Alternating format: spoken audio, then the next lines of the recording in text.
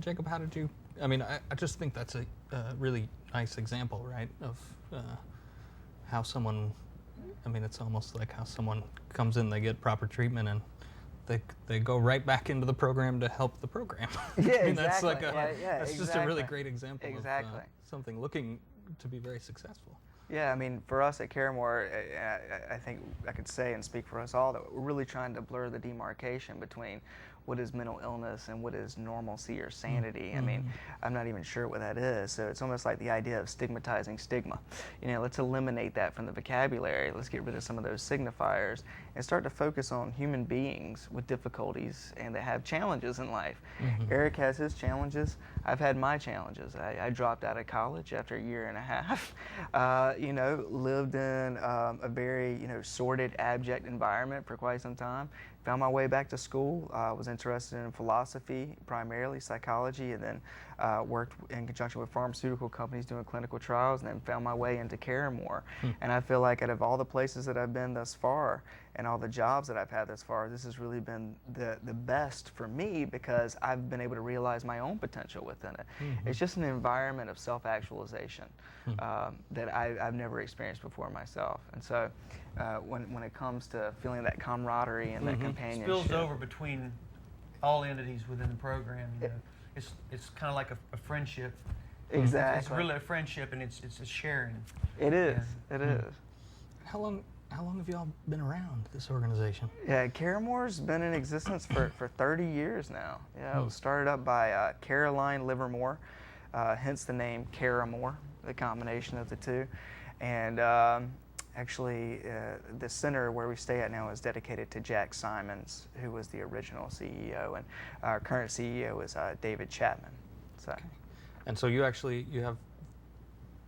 Explain a little more nuts and bolts. So someone comes in, they move into a group home environment initially, or what do we call it? It's interesting. Yeah, they move into we have two homes, one of which is the Ephesus Retreat, which is essentially like a beach house. It's a nice place to go. I actually go there about once a week, or at least try to go there once a week to have a free meal, which is one of the perks of my job. But then there's also Fountain Ridge, which we call Fountain Ridge Lodge. It's essentially like a chalet, if you will. And so those are the two homes in which people come to the program and experience. And then from there on, they move into apartments, have a housemate, and we don't just throw people together. It's not like it's not like the mouse and the cheese kind of thing here. It's like, hey, would you like to live with this individual? Yes. Would you like to live with this individual? Yes. And so we have a match made in heaven, so to speak, on earth, and they move there and then eventually move on. So that's the sort of 3 steps from this. Exactly. The first environment, I'm sure, is a lot more. I don't know. There's a lot more direct all the time resources. Yeah. Right? Yeah. As a matter of fact, it's a little bit more intensive. It is more intensive. Yeah. We do medication monitoring in the first step, and so that one would take their medication if they have an AM medication or a PM medication. We'll ensure they take those because oftentimes it comes with the territory that there are a lot of side effects with these psychotropics. People don't want to take them, and to be quite frank with you, sometimes for good reason. And so as a result of that, we want to make sure that people are getting what it is they need to be having. If they are having bad side effects, we want to be able to monitor that and adjust that throughout time, speak with their psychiatrist, maintain that communication. And then as Eric had alluded to before, there's various different things they do after they get off work, such as maintaining and sustaining the home. I mean, so and that's chores. I mean, we all have to do them, and so they do it together as a community, and also cooking meals once a week for everybody. I would call that very normalizing too. I mean, that's normalization to a large degree right there. Exactly. Well, I imagine that folks get into situations where they're sort of dire. I mean, I know just personally deal with depression, man. The last thing I want to do is clean my house, right? I just kind of want to lay around. Exactly. So I can imagine being in an environment like that.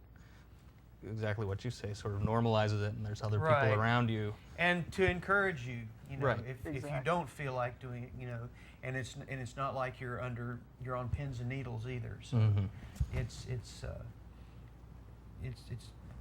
just there for help, Essentially, we're not working on mental illness. We're working on mental wellness. And so when it really comes down to it, like, we're all in recovery all the time. Right. From the day before or having too much coffee an hour ago. And so noting that, we're always kind of caught between our past and our future, and we want to embrace the here and now and be able to take that leap forward and do it with a sense of confidence. And I think that's what we do at Caramore, and we do it together. And so when we talk about encouragement, things like that, it's just something as simple as, noting that Eric is standing here, sitting here with a master's degree. For a lot of people, that's like a mentorship. I mean, he's a true peer and a companion and a colleague on many levels, and it inspires me to do my job day in and day out, without a doubt. Because when people come to the program, ultimately, I'm working for them. Right. And so that second level, so you partner folks up within these two houses then to go on to do a little more independent living. Right. So essentially, the very basics of it is that someone comes into the program, they're working 30 hours a week within the program at one of our 2 job sites, and they are staying at one of our 2 homes, and then they will move on to an apartment setting with an individual that is of their liking. And they'll be working out in the community, hopefully, at that juncture. And then finally, they'll move into an apartment on their own, and we'll just stay in touch. And it's a community. I mean, once you're in Caramore, it's a community for life. So we call the tier 3 as like just people that we're still in contact with. So Eric's extended I'm services. on extended service, and it is like I'm working for the Caramore is like being a part of the community. A non-ending, yeah. Huh. Yeah. And has that been a good choice for you? That's been a good fit for you? Yeah, it has. There's a lot of support in just working with the other. Well, now I call colleagues. There's just a lot of support and in my own life. Yeah. But as opposed to other, I mean, I'm sure there's like a gazillion ways that one can approach mental illness. What all is it that you all are doing that sort of sets you aside from the other services that are out there? Because there's got to be state services, there's just got to be all kinds of things, options there.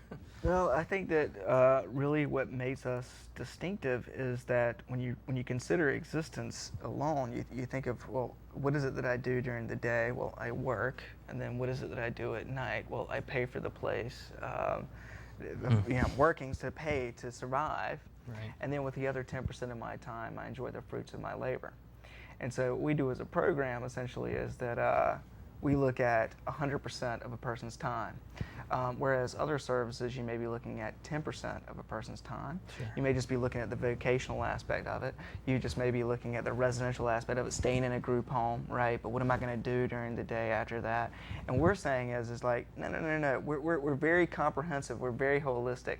This is 365 days a year, 24 hours a day of being able to be there for someone. If someone needs to talk to somebody or whatever may be the case. It's like, I know where my mother is right now, I know where my father is, and I know where my extended family is, and similar to that, that's the way Caramore is. So it's really being able to look at work, living, and then enjoyment, and putting it all together into a healthy package of mental wellness. And does this sort of differ from individual to individual, or is there a certain sort of, this is going to take 6 months, or is it some people are tier 1 for a very long time, or how does That's a very interesting question. Yeah. People oftentimes ask that, and they want to know a mean or an average of the amount of time for a person to be in tier 1 before they move into tier 2 and before they move into tier 3. And it really is person specific. And I think that there's almost something, there's just an epiphany that occurs. You see people coming to the program, as well as myself, and just trying to understand Caramore, and there's a flickering of a light bulb, and like, small epiphanies throughout time. And then eventually it just stays on. And then once it stays on, somebody's got it, and they're with you for the long haul.